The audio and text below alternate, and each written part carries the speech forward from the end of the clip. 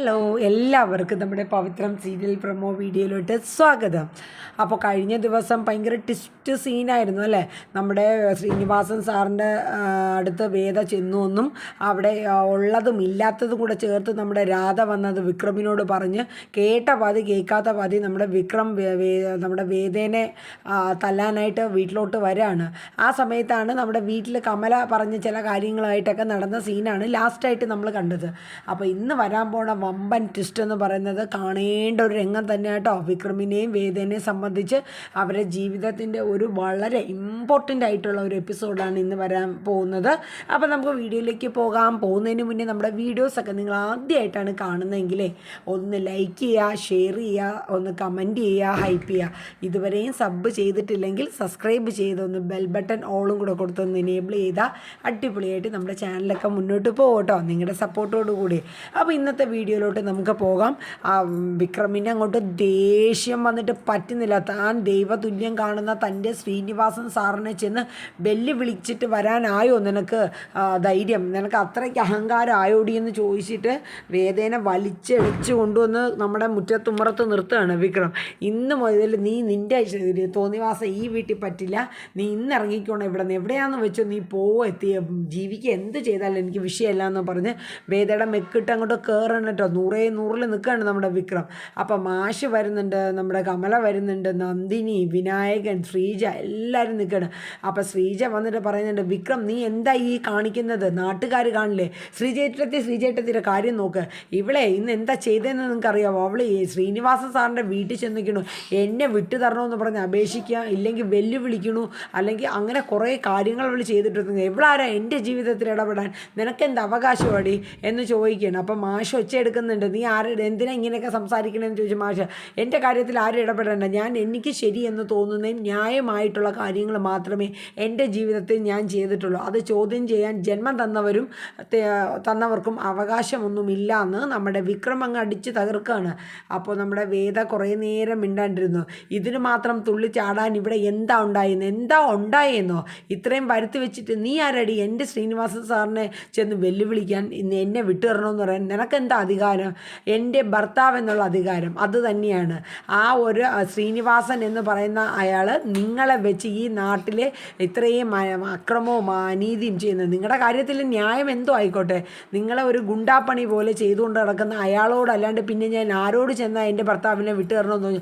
നിൻ്റെ ഏത് ഭർത്താവാടി? നിനക്കെന്ത് അവകാശമാടി? ഞാൻ ആ വില പോലും നിനക്ക് തന്നിട്ടില്ലല്ലോ, എൻ്റെ കാര്യത്തിൽ നീ എന്തിനാടി ഇടപെടുന്നത് എന്നൊക്കെ അങ്ങ് വിക്രം തകർത്ത് ചോദിക്കുകയാണ്. അപ്പോൾ വേദ പറയുന്നുണ്ട്, ആ ഒരു അവകാശം എനിക്ക് തന്നിട്ടില്ലെങ്കിൽ ഞാൻ ചെയ്യുന്ന കാര്യത്തിലും നിങ്ങൾ ചോദ്യം ചെയ്യേണ്ട കാര്യമില്ല എന്ന് നമ്മുടെ വേദയും തൊട്ടും മുഷിയാണ്ട് തന്നെ അവളും അങ്ങോട്ട് പറയുന്നുണ്ട്. ഇതൊക്കെ കേട്ട് അങ്ങോട്ടും ഇങ്ങോട്ടും ചുമ്മാ കിടന്ന് തർക്കിച്ച് അവർ വലിയ സീനാക്കുകയാണ്.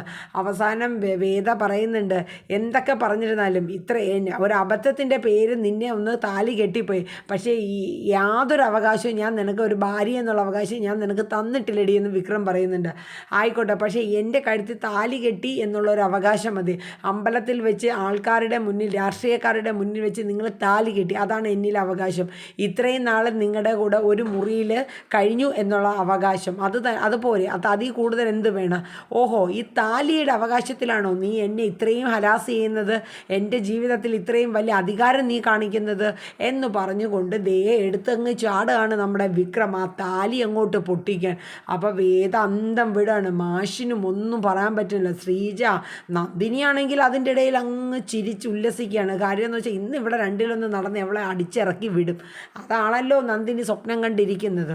അപ്പോഴേക്കും വിക്രം അതിക്രമിച്ച് അങ്ങോട്ട് ചെന്ന് വേദയുടെ താലി അങ്ങോട്ട് വലിച്ചു പിടിക്കുകയാണ്. വിടു വിക്രം എന്ന് വേദ ഒരു വശത്ത്, വിക്രം വിടുവോ? വിക്രം ആ താലി ഇന്ന് പൊട്ടിച്ച് അവളെ മൂത്ത് ഞാൻ എറിഞ്ഞിട്ടേ കൈയെടുക്കുള്ളൂ എന്ന മട്ടിൽ നമ്മുടെ വിക്രമും നിൽക്കുകയാണ്. അങ്ങനെ അവസാനം അങ്ങോട്ടും ഇങ്ങോട്ടും ആ താലിമാല കിടന്ന് വലിയാണ്. അപ്പം കാണാം, അതാ വരുന്നു നമ്മുടെ വിക്രമിൻ്റെ മുഖത്തേക്ക് ഒരൊറ്റ കീറുമായിട്ടൊരാൾ. വിക്രം ഞെട്ടലോടെ തിരിഞ്ഞ് നോക്കിയപ്പോൾ ആരാണ്? ശ്രീനി സാർ ഒരൊറ്റ അടി വിക്രമിൻ്റെ മൂത്തം കൊടുക്കുകയാണ്. സംസാരം അതിന് ശേഷം ആദ്യ അടി എൻ്റെ വിക്രം അന്താളിച്ച് ഇങ്ങനെ നിൽക്കുകയാണ്. അപ്പോൾ എല്ലാവരും അന്താളിച്ച് നിൽക്കുകയാണ്. മാഷും ഇത് കണ്ട് നിൽക്കുകയാണ്. എന്നിട്ട് ശ്രീനി സാറ് പറയുന്നുണ്ട്, നീ കൈയെടുക്ക്, കൈയെടുക്കുക, ആ താലിയിൽ നിന്ന് കൈയെടുക്കുമെന്ന് പറഞ്ഞിട്ട് പറയുന്നുണ്ട്. നീ എന്തിനാണ് അവളെ തല്ലുന്നത്? സാർ, ഇവള് ചെയ്ത കാര്യം എന്ത് ചെയ്തു? അവൾക്ക് അതിനുള്ള അവകാശവും അധികാരവും ഉണ്ട്. നിനക്ക് നീ എന്നിൽ എന്ത് അധികാരം കാണിക്കുന്നു, അല്ലെങ്കിൽ ഞാൻ നിന്നിൽ എന്ത് അധികാരം കാണിക്കുന്നു? അടിക്കാനും തല്ലാനുമുള്ള അധികാരം എനിക്ക് നിന്നിലുണ്ടെങ്കിൽ നിന്നെ നന്നാക്കാനുള്ള അധികാരവും അതിനെക്കുറിച്ച് സംസാരിക്കാനുള്ള അവകാശവും വേദയ്ക്കുണ്ട്. അതുകൊണ്ട് അവളെ നീ തല്ലേണ്ട ആവശ്യമുണ്ടോ? നീ തല്ലിയത് തെറ്റാണ്, അതുകൊണ്ട് മാപ്പ് പറയുന്നത് നമ്മുടെ ശ്രീനി സാറ് പറയുകയാണ്. അപ്പോൾ വിക്രം പകച്ച് പോവാണ്. എന്ന് വെച്ചാൽ ഇത്രയും ചെയ്തത് അവളല്ലേ, എന്നിട്ട് പിന്നെ ഞാൻ മാപ്പ് പറയണത് എന്തിനാന്ന്? അപ്പോൾ വേദ ശ്രീനി സാറിൻ്റെ അടുത്ത് പറയുന്നുണ്ട്, അതെ, നിങ്ങളുടെ ഈ കറക്റ്റ് ടൈമിങ്ങിനുള്ള ഒരു വരക്കൊക്കെ ഉണ്ടല്ലോ, അതെനിക്കിഷ്ടപ്പെട്ടു. പക്ഷേ ഈ നാട്യവും നാടകവും ഒന്നും എൻ്റെ മുന്നിൽ വേണ്ട. ഇതൊക്കെ ഞാൻ കുറേ കണ്ടയ്ക്കുന്നത് തന്നെയാണ്. ഇത് എൻ്റെ പ്രശ്നമാണ്, അത് ഞാൻ തീർത്തുകൊള്ളാം. ഞാൻ നിങ്ങളുടെ അടുത്ത് വന്നു എന്നുള്ളതും എൻ്റെ ഭർത്താവിനെ ഈ ഗുണ്ടാ പണിയിൽ നിന്നും വിട്ടു തരണമെന്നും ഞാൻ പറഞ്ഞു എന്നുള്ളത് ശരി തന്നെയാണ്. പക്ഷേ ഈ കാര്യത്തിലൊന്നും നിങ്ങളുടെ അഭിനയവും നാടകവും ഒന്നും കൊണ്ടുവരണ്ട. അപ്പോൾ നമ്മുടെ ശ്രീനി സാറിൻ്റെ ഭാര്യ പറയുന്നുണ്ട്, മോളെ നാടകവും നാട്യവും ഒന്നും അല്ല, ശരിക്കും നമ്മൾ കാരണം നിങ്ങളുടെ ജീവിതത്തിൽ ഒരു ബുദ്ധിമുട്ട് വരണ്ടല്ലോ എന്ന് കരുതി വന്നതാണെന്ന് ശ്രീനി സാറിൻ്റെ ഭാര്യ പറയുന്നുണ്ട്. അപ്പോഴും വേദ പറയുന്നുണ്ട്, ഇതൊക്കെ ഞാൻ കുറേ കണ്ടയ്ക്കുന്നത് തന്നെയാണ്.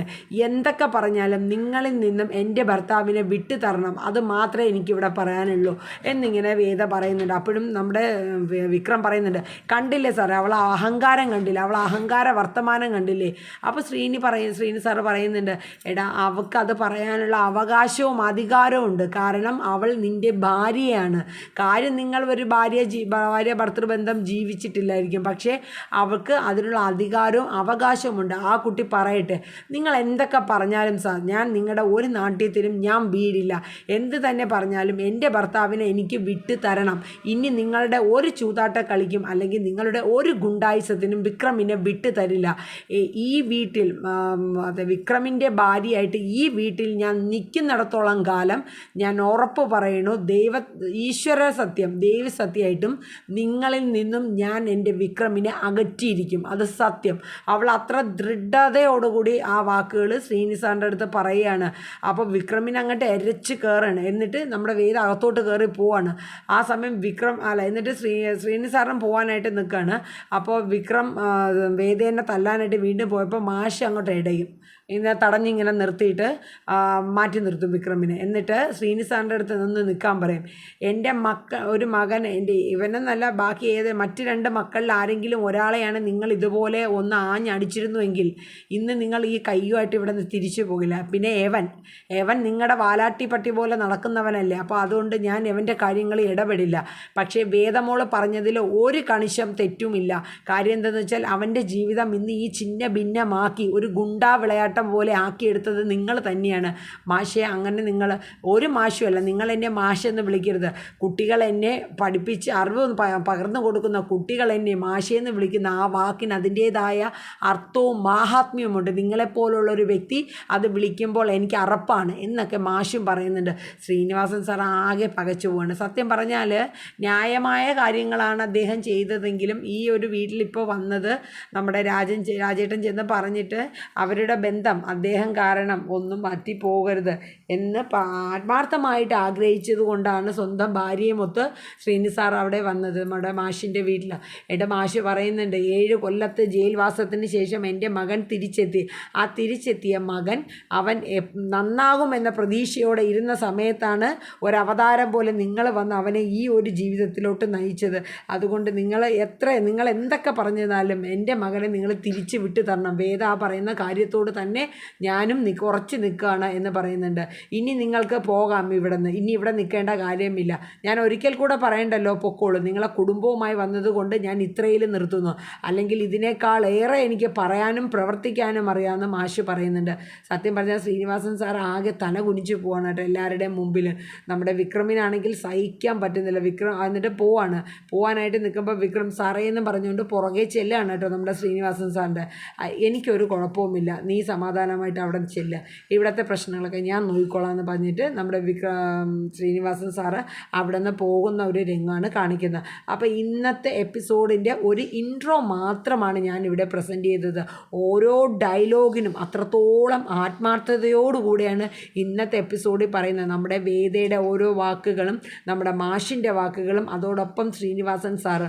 കാര്യം ദൈവത്തെ പോലെ കണ്ട് വിക്രം കൊണ്ടുപോകുന്ന ഒരു സാറാണ് ശ്രീനിവാസൻ സാറ്. ന്യായമായിട്ടുള്ള കാര്യങ്ങൾ മാത്രമാണ് അദ്ദേഹം ചെയ്യുന്നത്. പക്ഷേ അതിൽ ചില കയറ്റങ്ങളും മറ്റും വരുമ്പോൾ ഒരു ഗുണ്ടാ ലെവലിലുള്ള മട്ട് വിക്രമിന് നേരിടേണ്ടി വരുന്നു.